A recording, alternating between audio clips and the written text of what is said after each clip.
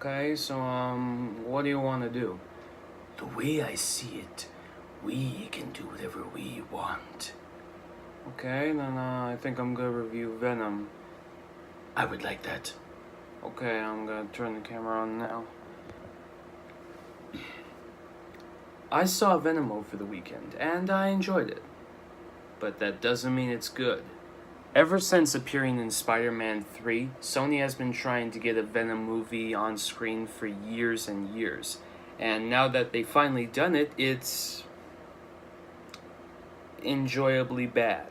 And what I mean by that is that it reminded me a lot of an early 2000s superhero movie. You know, like Daredevil or Hulk, or there's even a scene there that reminds me of Catwoman. You know, it's one moment it's like dark and scary, but the next it's like light and funny, you know?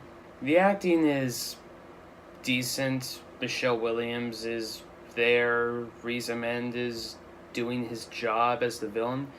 But Tom Hardy, he steals every scene he's in. He either takes none of it seriously, so he just has fun with it, or he takes absolutely everything seriously, so he gives an over-the-top performance, especially when it comes to him just going into a fancy restaurant, eating everything at the tables, sweating, bathing into a tank of water filled with living lobsters before eating one alive.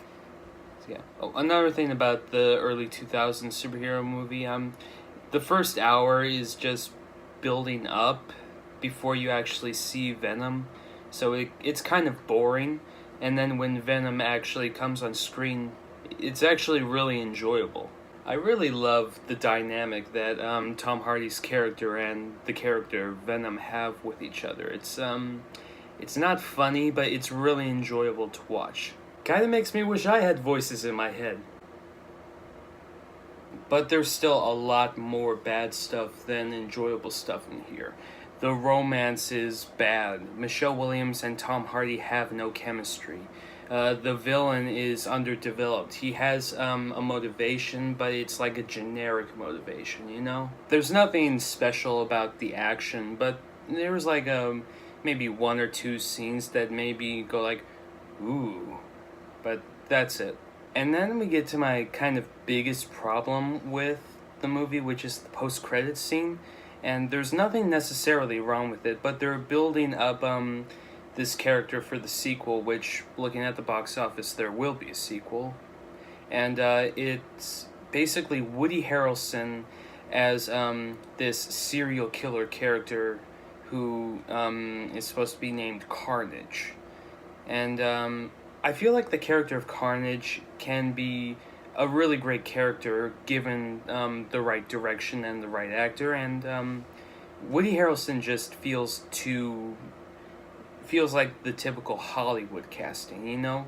It would sort of be like casting Tom Cruise instead of Robert Downey Jr. as Iron Man. I looked online through a bunch of lists of actors who could play Carnage, and Woody Harrelson isn't in any of them.